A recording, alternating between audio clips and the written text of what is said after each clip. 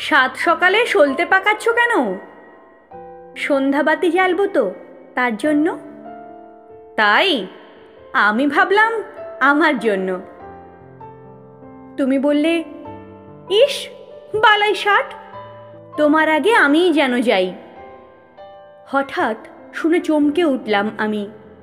বললাম, তুমি আমার ছোট্ট পাখি, আমি বড়, আমি তোমার স্বামী, আমিই আগে যাব। এ তো জানা কথাই। তুমি সলতে পাকানো বন্ধ করে দিলে।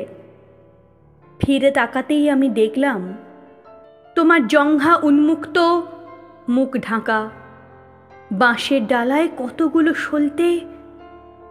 ভাবলাম আমি তো মিথ্যে বলিনি কিছু, তবুও মাথাটি তার সত্যের ভারে নিচু।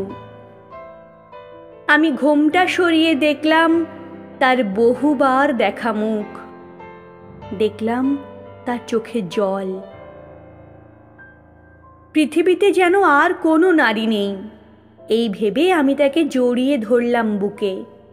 বললাম, ঠিক আছে, তুমিই যাবে আগে, এইবার চোখ মুছে বুক খুলে হাসো।